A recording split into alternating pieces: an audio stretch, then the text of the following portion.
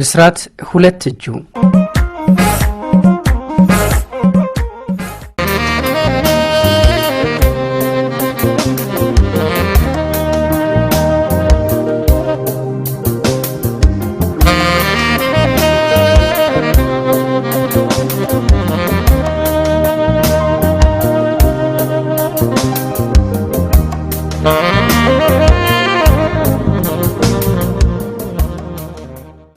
ህይወት ነው ብሎም ብዙዎቻችን እንሰማዋለን።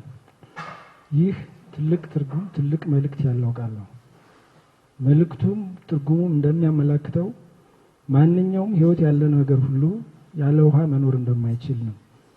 ይህንን የተረዳው መንግስታችን በገጠር የንጹህ መጠጥ ውሃ ተደራሽነትና ተሳታፊነትን ለመጨመር ሰፊ ርብርብ እያደረገ ይገኛል።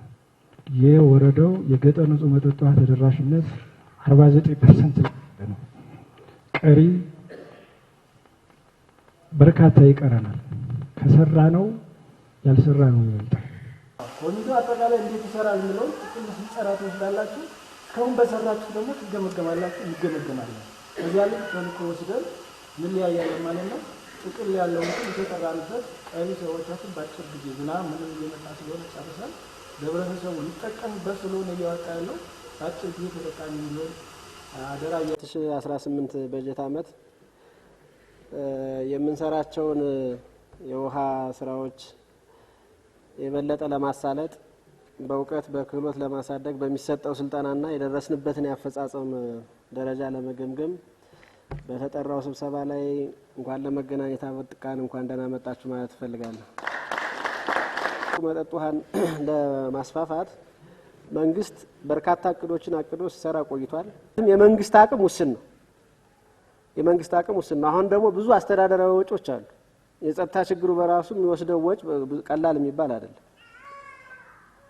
እና የማይነጥፈውን የህዝብ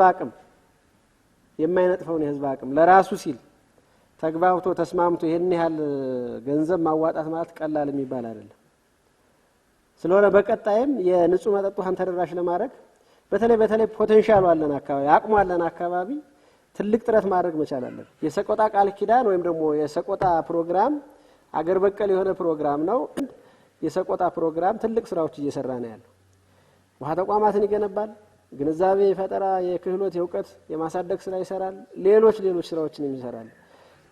ዶሮ ገዝቶ ይሰጣል፣ በግ ገዝቶ ይሰጣል፣ አትክልትና ፍራፍሬ ገዝቶ ይሰጣል። በቤታችን ውስጥ አርሶ አደሮቻችን ያኗኗር ዘይቤያቸው ወይም ደግሞ ያኗኗር ዘዴያቸው እንዲቀየር ያደርጋል። ይሄ ከንጹህ መጠጥ ውሃ ጀምሮ ማለት ከንጹህ መጠጥ ውሃ አጠቃቀም ጀምሮ ይሄን ትልቅ ስራ ይሰራልና ሰቆጣ ፕሮግራምንም በዚህ አጋጣሚ እጅግ በጣም ማመስገን እንፈልጋለን። ተቋማት ፍትሃዊ አሰራር መዘርጋት ነው እንደተባለው። አሁን ይሄ ሀብት እንደወረዳ ነው የሚመጣው። በነገራችን ላይ ፕሮጀክትም በሉት መደበኛም በሉት እናንተ አሁን እየተገነባላችሁ ያለው የውሃ ተቋም እንደወረዳ ነው መታሰብ ያለበት ማለት ነው። ስለዚህ እንደወረዳ ሲመጣ ደግሞ ይሄ በፍትሃዊነት በወረዳ ውስጥ ያሉ ቀበሌዎች ምንድነው ተደራሽ ማድረግ መቻል አለብን። በምን መንገድ ከተባለ ያው እንደተባለው ቅድም በሚመጣው የውሃ ችግርና የውሃ ጥያቄ መሰረት ያው እነዚህ አዲስ የውሃ ተቋማት ግንባታ እንዲሰጥ ይደረጋል። በዛ መንገድ የሚገነቡ ውሃ ተቋማትን እንግዲህ በኃላፊነት እነዚህ ኮሚቴዎች ያስተባብራሉ። ስለዚህ ይሄን የመጣን ውሃ ተቋም ደግሞ ፍትሃዊነቱን ጠብቆ ማስተዳደርና መጠቀም ያስፈልጋል የሚለውን ነገር እንድትወስዱ ስለተፈለገ ነው። ሌላው የማህበረሰቡን የባለቤትነት ስሜት በማሳደግ የተጠቃሚዎችን ህብረተሰብ ዘለቂታዊና ንጹህ የመጠጥ ውሃ አገልግሎት እንዲያገኙ ማድረግ ነው። ከኮሚቴ እና ከተቋሙ ይሄ በጋራ እንግዲህ የተቋሙ ተልእኮ ነው ብለናል። ይሄ የተቋሙ ተልእኮ ደግሞ የኮሚቴዎችን ተልእኮ ጭምር ስለሆነ በዛ መንገድ ይሄን ተልእኮ ወስዶ መፈጸም ያስፈልጋል። ለተባለው የገጠር የመጠጥ ውሃ ተቋም ዘላቂ ኃላፊነት የሚሰማው አባላት ያሉት የውሃ ኮሚቴ ወሳኝ ነው ይላል። የዚህም ኮሚቴ አባላት ብዛት ከ7 ያላነሰ መሆን መቻል አለበት። የውሃ ኮሚቴዎች ዓላማ በአካባቢ የሚኖረውን ህብረተሰብ ንጹህ ውሃ በበቂ ሁኔታ እና ቀጣይነት ባለው መልኩ በንጹህ መጠጥ ውሃ ተቋማት ተጠቃሚ እንዲሆኑ ለማስቻል በተደራጀ ማመልከቻ ጥያቄውን ማቅረብ፣ ለተፈጻሚነት ኃላፊነት ወስዶ መከታተል። በቃ ትልቁ ይሄ ነው። በቃ እንደው የውሃ ተቋማትን እንዴት እንይዛለን፣ እንዴት እናስተዳድራለን ብሎም ደግሞ እንዴት ዘላቂ እናደርጋቸዋለን የሚለውን አይዲያ የሚዳስስ ነው የሚሆነው ዓላማችን ማለት ነው። ስለዚህ ለገጠር ንጹህ መጠጥ ውሃ ተጠቃሚዎች ስለ ንጹህ መጠጥ ውሃ ተቋማት አያያዝ፣ አጠቃቀም እና እንክብካቤ የሚያስረዳ ሰነድ ነው። ከመጀመሪያው ጀምሮ እንግዲህ አንደኛው ሰነድ ሲቀርብ እንደነበረው የውሃ ተቋማት ከተገነቡ ተገንብተው አጥር ታጥረው ለዚህ ቡድን ነው የሚሰጡት እና ከዛ በኋላ ደግሞ ምን እናደርጋለን የሚለው እንዴት እንይዛቸዋለን፣ እንዴት ደግሞ እንጠቀማቸዋለን፣ እንዴት ዘላቂ እናደርጋቸዋለን የሚለውን አላማ የጨበጠ ነው የሚሆነው ማለት ነው። በስልጠናው መጨረሻ ተሳታፊዎች አንደኛ ስለ ገጠር ንጹህ መጠጥ ውሃ ማህበራት አመሰራረት ሂደቶች ይረዳሉ። እንግዲህ ያው እኛ ብለን የምናስበው አሁን ጀስት የውሃ ተቋም ናችሁ፣ ከዚህ በኋላ ደግሞ ወደ ማህበር አንድ ደረጃ ለማሳደግ ስታርጉ ደግሞ ማህበር ትሆናላችሁ ብለን ነው የምናስበው እና ከዛ በላይ በየወሩ መዋጮ መሰብሰብ መቻል ይኖርበታል ማለት ነው። የታሪፍ ወይም ተመን አስፈላጊነትና አላማው ነው እዚህ ጋር የሚያነሳው። የገጠሩ የንጹህ ውሃ ተጠቃሚ ማህበረሰብ ለውሃ ተቋም ግንባታዎች አቅም ስለሌለው የኦፕሬሽን እና ጥገና ወጪዎችን እንዲሸፍኑ ያደርጋል። ዘላቂ የውሃና የንጽህና አጠባበቅ አገልግሎቶችን ለማሻሻል የውሃ ሀብቶችን ደግሞ በብቃት ለመጠቀም ይረዳናል ማለት ነው።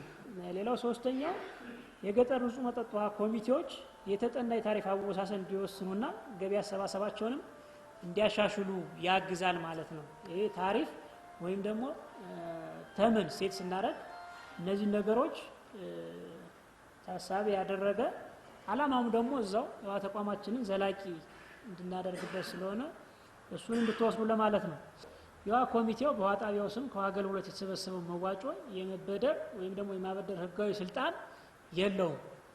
ስለዚህ በአካውንታችን የገባውን ገንዘብም አንዳንድ ተቋም ላይ ስለሚገጥመን አወጣን ባራጣ የሚሰጥ አለ። ምናልባት ያ የተሻለ ትርፍ ሊያስገኝላችሁ ይሆናል፣ ግን ደግሞ አግባብ አይደለም እና ያንንም የምንታረምበት ሁኔታ መኖር አለበት እናንተ አካባቢ ካለ ማለት ነው። የኮሚቴው ሊቀመንበር የስራ ተግባርና ኃላፊነት ነው። ለውሃ ጣቢያ የሚያስፈልጉ የገንዘብ ወጪዎችን ያጸድቃል።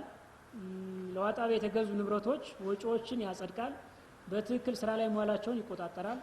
የውሃ ጣቢያው ገቢዎችን ደግሞ በትክክል መሰብሰባቸውን ይከታተላል። ሊቀመንበር የሆነ ሰው ማለት ነው ሰብሳቢው። ስለዚህ በበላይነት የውሃ ተቋሙን ይመራልናል ማለት ነው። ችግር የለም። እናንተም አሰልቹን እኛም አንሰለች፣ ተልተል ወርዱ እንረዳዳ። በየእጁ ላይ ያለውን አዋቶ ያሁኑ ወጪ እንዲሸፈን አድርገናል። አካውንት ላይ ያለው ብር ለቀጣይም እንዲወጣ በዚያው ተዛውሮ ደግሞ በአዲስ ውሃ እንዲያዝልን የሚል ማህበረሰብ ጥያቄ አለብን አሁን እና ያንን ብትይዙልን። የውሃ ማህበር መጀመሪያ ተቆንተር ጋር የተዳደረ በውሃ ማህበር አቅፎ እስካሁን ያጠራቀመና ለዚህ ቦታ ያበቃውም እንግዲህ ያው የውሃ ችግራችን ነው እና ይሄንንም እንዲጨመር ቢደረግ አሁን ቢሆን የውሃ ችግራችን ሊቀረፍልን አልቻለም የሚል ሀሳብ ተመሳሳይ ነው፣ ምንም ልዩነት የለውም እና እኔ በጣም ምንም ይሄ ነው የሚባል ነገር የሚወጣለት የለም። እንደዚህ አይነት ገለጻ ማግኘታችን ራሱ ለባለፉት ድክመትም በቃ ጠንካራ ጎን ይሆነናል ብዬ ነው ማሰብ። መልካም ነው። በዚህ እናንተን እንደዚያው ፈጣሪ ያቆይልን ነው። ተከታተሉን። የሚገባውን በብረት ነገር በጎማ አስገቡልን። ተኛ እናውቅም ነገ ተገጥሞ ዝም ብሎ በዚያው በበሪያችን ዕቃ እንጂ ጥሩ አድርጋችሁ ባለሙያ የሰጣችሁን ማር ነው። ተስራ ጋር ንጽህና ታለው ተፍጥነት ጋር ነው የመጡት ባለሙያም አሉ። ሁሎች የመጡልን ባለሙያ ለኛ ግዳፍ ነው እና አሁንም በርቱልን አለን። እናንተንና ይሄንን የተቋም ሊያገናኛችሁ የቻለ ብር በመደገፍ ሰቆጣ ቃል ኪዳን ፕሮግራም ነው። ከዚህ የበለጠ ደግሞ ብትገናኙ ምን ያክል ችግሮች እንደምታወጡ እኔ ተገንዝቤያለሁ ዛሬ ማለት ነው። ዛሬ ምን ያክል ችግር እንዳለና ግን አሁን እንዳጠቃላይ እንደው ወደዚህ ከመግባቴ በፊት እነዚህ ባለሙያዎች ያቀረቡትን እንደው ሞቅ ባለሞራል ብታመሰግኑ ደስ ይለኛል።